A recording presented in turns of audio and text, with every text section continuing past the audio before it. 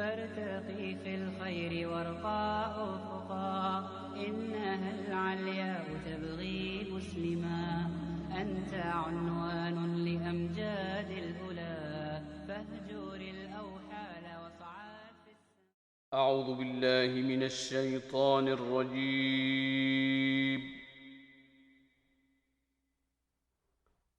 بسم الله الرحمن الرحيم.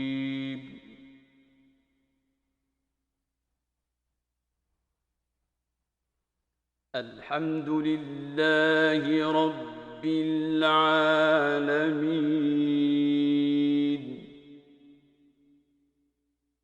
الرحمن الرحيم،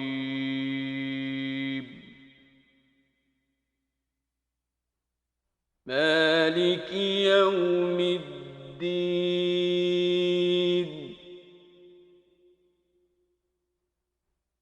إياك نعبد وإياك نستعين،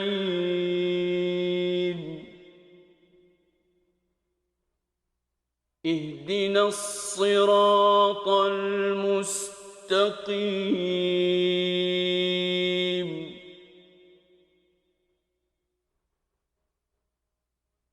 صراط الذين أنعمت عليهم غير المغضوب عليهم ولا الضالين.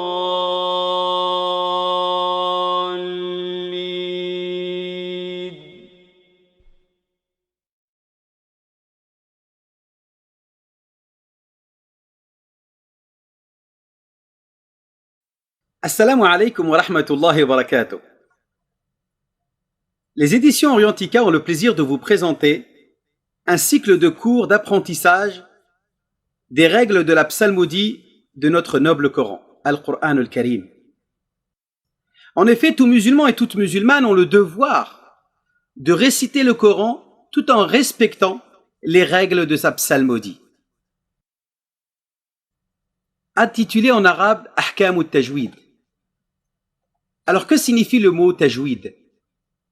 Al-Tajwid signifie l'embellissement, c'est-à-dire l'embellissement de la récitation de manière à donner à toutes les lettres des mots du Coran toute leur plénitude et leur dû conformément à ce que les musulmans ont hérité de notre prophète Mohammed sallallahu alayhi wa sallam et de ses compagnons.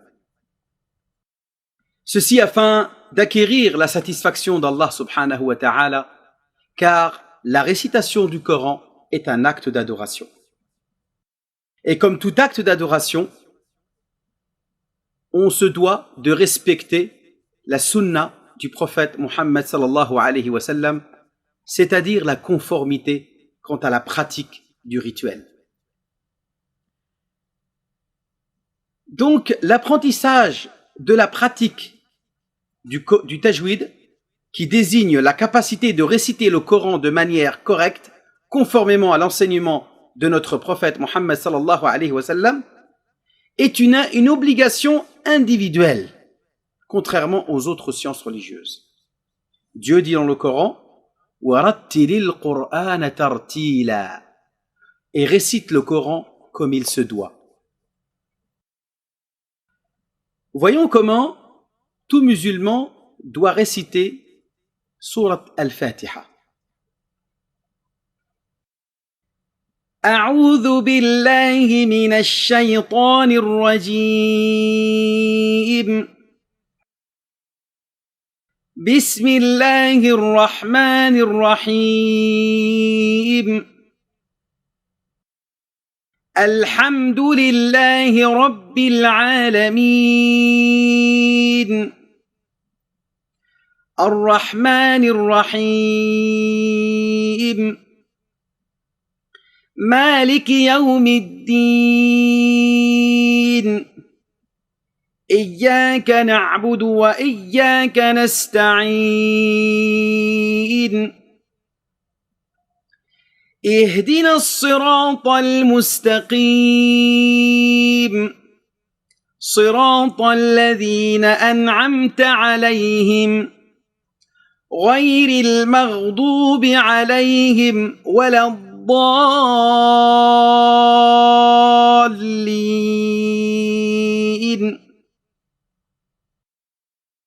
Nous verrons ensemble, à travers ce cycle d'apprentissage des règles du tajwid, les règles qui concernent la lecture selon la version de l'imam Hafs an Asim.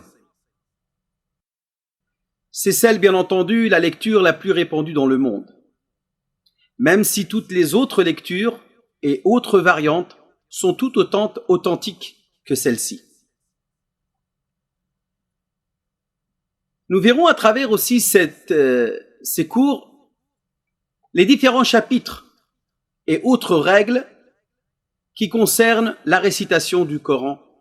En l'occurrence, nous verrons ensemble makharij al-huruf, c'est-à-dire l'emplacement précis dans la mécanique et la prononciation des lettres de la langue arabe utilisées dans la récitation du Coran. Nous verrons ensemble aussi les attributs de ces lettres, sifat al-huruf. Nous verrons ahkamu an-nun as-sakinati wat-tanwin, c'est-à-dire les règles qui concernent le noun sans vocalisation et le tanwin, ainsi que le mim as-sakina, le mim sans vocalisation.